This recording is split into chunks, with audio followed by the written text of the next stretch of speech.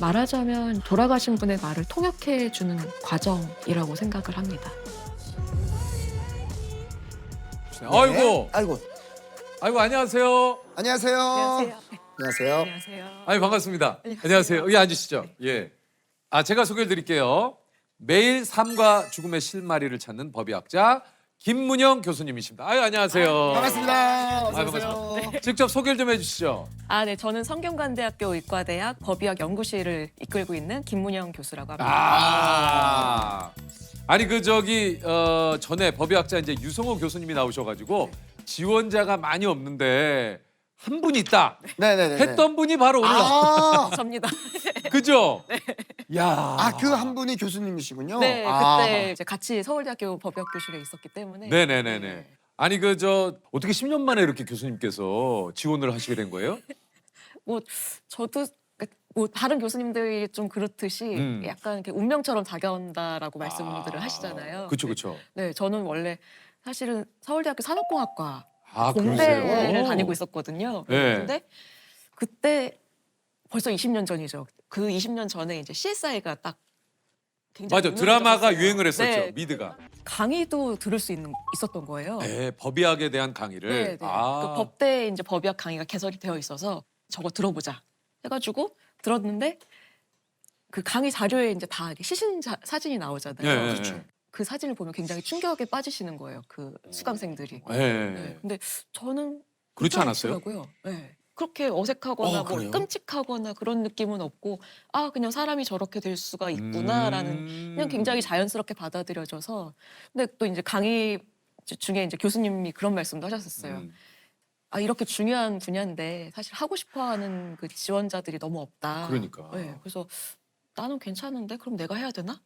라는 생각이 문득 들더라고요. 그럼 사실 전공은 따로 있었는데 네네. 우연히 이렇게 들었던 그 수업에서 이 법의학 쪽에 관심을 갖기 시작하신 거예요. 네.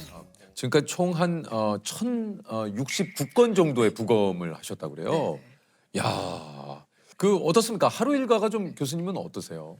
뭐 부검이 있는 날은 이제 오전에 부검을 하고 이제 오후에 보통 감정서를 쓰는 스케줄로 돌아가고요. 그렇군요. 네.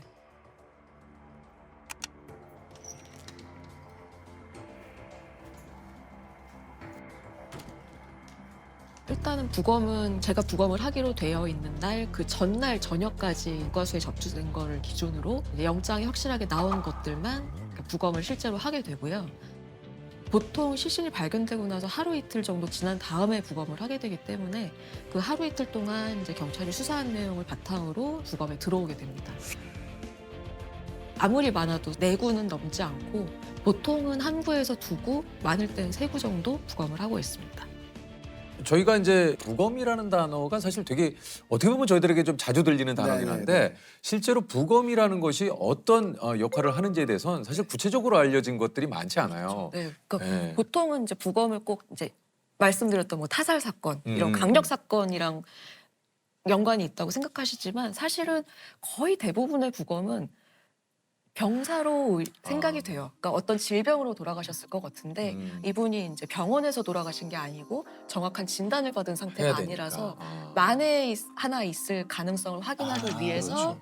확인하는 과정이 대부분이거든요. 네네. 그래서 정말 그냥 우리 가족들이 이제 그 부검의 대상이 될 수도 있고 맞아요. 생각보다 우리 가까이에 있는 거. 이루어질 수 네. 있는 일들입니다.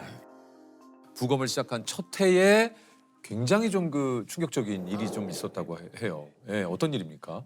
그때 제가 첫 해 이제 부검을 배우기 시작했을 때 음. 그때 이제 들어가는 부검이 좀 강력 사건에 가까운 상태 사건이었어요. 강력 사건에 가깝다라고 하면서 왔는데 네. 근데 범인이 이제 가족이었고 네? 그 젊은 여자분이었는데 어머니랑 오빠한테 이제 살해를 당한 분이셨고 어머니와 어머니랑 오빠한테요. 오빠. 네네. 여동생을 흉기로 찔러서 숨지게 한 혐의로 친오빠가 체포가 됐는데요. 이런 가운데 친어머니도 범행에 가담한 것으로 드러났습니다. 친딸을 살해한 혐의로 어머니 54살 A씨와 오빠 B씨를 기소 의견으로 검찰에 송치했습니다. 근데 그 공격의 수위가 이제 좀 너무 이렇게 좀 잔혹해서 그러니까 네. 저희가 이제 딱 그 시신을 뵀을 때 많이 훼손이 돼 있는. 네, 그러니까 얼굴 아래쪽하고 목이 에? 좀 많이 훼손이 되신 상태였어요. 경찰이 발견 당시 김 씨의 시신은 얼굴과 몸이 분리된 상태였습니다. 경찰은 오빠와 어머니에 대해 일단 구속영장을 신청하고 시신을 부검하기로 했습니다. 저도 이제 그날 지도 교수님하고 같이 신월동 국과수에 갔는데 일단은 시신 훼손 상태가 너무 심하니까 다들 약간 좀 평소보다 더 숙연해지는 그런 분위기가 있었던 것 같고요. 그래서 처음에는 이제 구타로 시작을 했던 것 같은데 결국은 이제 목도 조르고 나중에 이제 기절을 하게 되니까 이제 시신도 많이 훼손을 하게 되는 그런 과정으로 진행이 됐던 것 같습니다. 키우던 강아지한테 악귀가 들렸다라고 하면서 일단은 강아지를 먼저 죽였어요. 네, 근데 그러고 나서 이제 그 악귀가 딸한테 옮겨 붙었구나 하면서 이제 딸을 공격하기 시작하신 거예요. 그래서 그때 상황이 이제 좀 어머니는 나중에 결국 이제 조현병이 있는 걸로 밝혀지셨어요.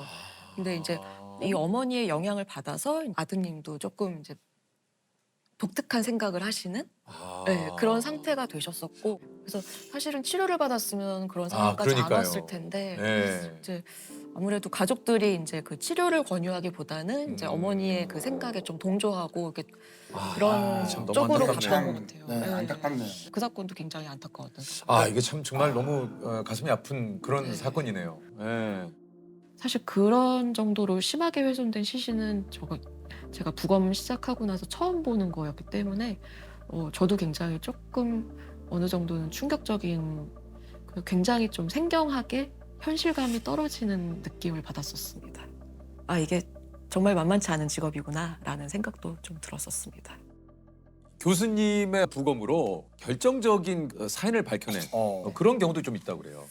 네, 제가 이제 또 촉각법의관으로 이제 일하게 된 첫 해에 네. 겪은 사건인데 그때도 젊은 여자분이셨고 이제 마지막에 어떤 수련원으로 뛰어들어가는 모습이 이제 CCTV에 확인이 찍혔어요. 되셨어요. 네. 네. 근데 그러고 나서 한 1시간에서 1시간 반 정도 후에 사망한 채로 이제 신고가 접수가 된 거예요.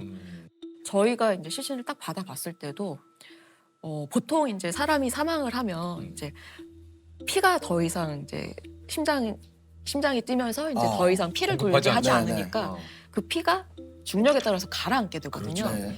그게 시반이라고 하는 네, 거죠. 시반이라고 하는 네. 현상이고 이게 보통은 이제 똑바로 누워 있으면 이제 등 부분이 좀 붉게 보이게 됩니다. 그래서 그게 네, 그래서 그걸 보고 이제 이분이 사망하신 지 얼마나 됐나를 좀 추정하기도 하는데 그분도 이제 등 부분이 굉장히 붉은색을 띠긴 하는데 이게 시반이랑은 좀 다른 거예요. 그러니까 시반은 바닥에 밀착해 있는 부분에는 생기지 않아요.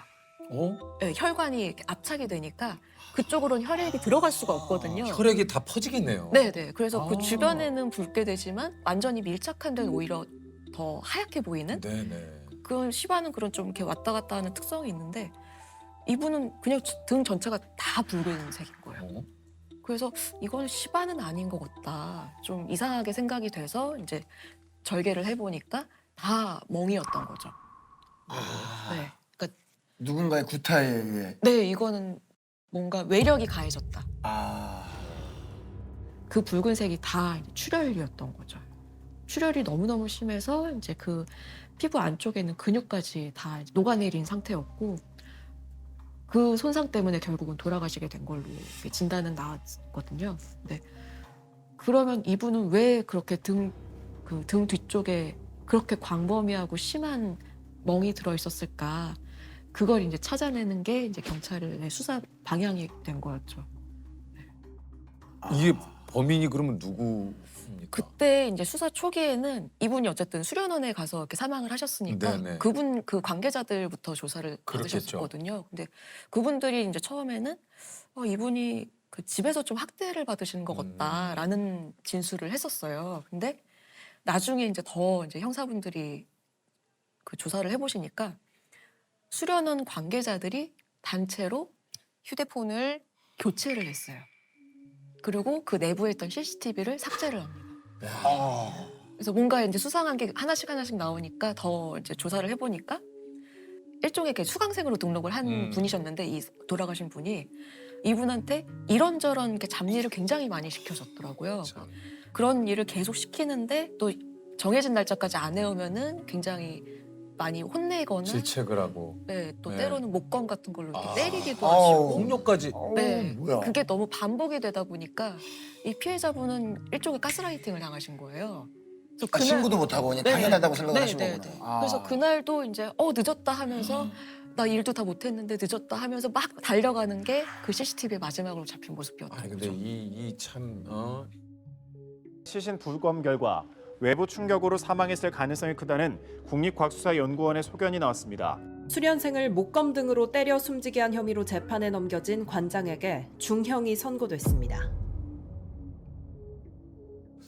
아니 그리고 이게 본인들이 잘못을 했는데도 이걸 이제 증거인멸을 하고 증거인멸을 시도를 한 거죠. 가족분들한테 떠넘기고. 정말 진짜 부검을 하신 이야기를 또 하다 보니 이런 이야기까지 좀 나왔는데 안타깝게 돌아가신 분들의 또 이야기를 또 듣다 보면 그만큼 또 부검이 얼마나 중요하다라는 생각이 좀 듭니다. 이 일을 하시면서 또 유독 마음이 좀 아팠다, 좀 네. 먹먹했다라는 그런 또 일들도 좀 있으셨다고 그래요. 가끔 이제 같이 살던 가족분들이 한꺼번에 오시는 데도 있어요. 그러니까 뭐, 아. 네. 또 이제 어떤 사건 중에 하나가 고령의 이제 어머니랑 좀 중년의 아드님이 그러니까 같이 돌아가셔가지고 뒤늦게 발견이 되신 사건이 있었는데 그분들이 발견되신 계기가 수도세가 갑자기 너무 많이 나온 거예요. 그래서 그 수도관리 사업소에서 이 점검을 하기 위해서 이 집을 찾았다가 이제 부패 상태로 이제 돌아가신 두 분을 발견을 하신 거였던 거죠. 서울 종로구 창신동에서 80대 어머니와 50대 아들이 숨진 지 한 달여 만에 발견됐습니다. 수도요금이 90만 원 넘게 나온 걸 이상하게 여긴 수도사업소 직원이 현장 점검을 나왔다 발견했습니다. 불러도 인기척이 없었고 물이 이렇게 새고 있는 소리가 들렸다고 합니다. 이 두 분이 다 좀 거동이 좀 불편하시고 네. 그러니까 일정한 직업이 없는, 그러니까 특정한 수입이 없는 상태셨는데 그렇게 되면 사실은 우리나라에서는 이제 기초생활수급자로 이렇게 지원을 해드려야 되잖아요. 이분들이 살고 계시던 집이 자가였어요. 아. 물론 그 집이 이제 아주 괜찮은 집은 아니었고 이렇게 쓰러져가는 그러니까 집이었는데도 서류상으로는 재산이 있기 재산이 때문에 있으니까 이게 구청에서 뭐 이렇게 그 주민센터 같은 데서 네. 이제 확인을 해도 방법을 찾아보는 와중에 이제 결국은 돌아가신 그런 거예요. 안타까운 네. 또 일이 있었군요. 조금 더 안타까웠던 거는 이 두 분이 둘 다 돌아가셨잖아요. 근데 시신 상태로 봤을 때는 이제 아드님이 먼저 돌아가신 것 같았어요. 근데 어머님이 더 거동이 불편하시니까 아드님이 좀 보살폈을 텐데 아드님이 더 먼저 돌아가시니까 어머님은 이제 그냥 거의 좀 마지막에는 뭐 식사도 제대로 못하다가 돌아가시지 않았을까 싶은 상태였는데 그 와중에도 이제 아드님 양말을 신겨놓은 것 같은 정황이 있었거든요. 아이고. 그래서 이게 참 본인도 굉장히 상태가 안 좋으셨을 텐데 그 와중에도 이제 아드님을 걱정하는 그 마음이 느껴져서 더 좀 안타까웠습니다. 그러니까 뭐 혹시 사각지대가 생기는 이럴 때에 네네네. 이렇게 또 안타까운 일들이 또 생기니까 이게 또 이런 거를 뉴스로 볼 때마다 참 저도 그렇습니다만 네. 많은 분들이 참 뭐 안타까워하시죠. 맞아요. 가슴 아프죠. 이런 일이 좀 없어야 하는데 제가 이제 지금까지 한 1000건 넘는 부검들을 다 이제 파일 하나로 정리를 해놓고 있거든요. 근데 거기에 보면 이제 다 사건 개요들이 다 나와 있는데 그 사건 개요를 이렇게 하나씩 보다 보면 사람의 인생 한 명 한 명이 다 소중하고 다 의미가 있고 그러니까 정말 소중하지 않은 사람은 없구나 하는 생각도 갖게 됩니다. 그 교수님도 이제 이 일을 하고 계시니까 직업병 같은 건 없으세요? 뭐 직업병 뭐 이제 언제 어디서든 저한테도 무슨 일이 생길 수 있다라는 그런 생각을 항상 좀 그렇죠. 네네. 저 오늘 녹화가 끝나고 집에 돌아가는 길에 무슨 일이 생길 수도 있죠. 그렇죠. 그 뭐 사실 우리 모두에게나 있을 수 있는. 네, 예. 아마 이런 일을 하시는 분들은 다 그런 생각을 좀 갖고 계실 거예요. 근데 그게 꼭 나쁜 건 아닌 게 좀 안전에 좀 더 신경을 쓰게 되기도 하고 뭐 매일 저녁 콘센트를 다 빼놓는다, 플러그를 다 빼놓는다 이러신 분들도 계시고 좀 더 이렇게 조심하게 되는 것도 있고요. 직업병으로 뭐 이제 좀 교수님께 질문을 드렸었지만 지나가다가 그런 이상한 그 어떤 냄새 이런 거에 사실 되게 예민하시다고 그래요. 네. 좀 이렇게 부패 시신에서 나는 냄새는 사실 일상생활을 다르죠. 살면서 맡아볼 수 없는 그러니까. 냄새거든요. 그래서 가끔 이렇게 풀숲 같은데 아니면 옆에 이제 좀 조경이 된 곳들이 있잖아요. 가끔 비슷한 냄새가 날 때가 있어서 이게 이런 냄새가 날 리가 없는데 왜 이런 냄새가 날까 이제 생각을 해보다가 사실은 그 냄새 때문에 이제 시신이 발견되는 경우도 굉장히 많고요. 그럼 실제로 그 냄새 때문에 시신을 발견하신 적도 있으세요? 아 제가요? 네. 영화나 이제 뭐 드라마 보면 아니 그래서 이거 무슨 냄새지? 뭐 이런 경우 있잖아요. 제가 그러면은 거의 김전일 코난 수준. 그래요? 역시 김전일 코난. 역시. 확실히. 역시. 저도 좋아하거든요. 코난. 재밌어. 오페라 유형의 대저택인가? 참 재밌었는데. 뭔지 알아요? 극장판. 맞아요. 알지. 아유. 예. 네.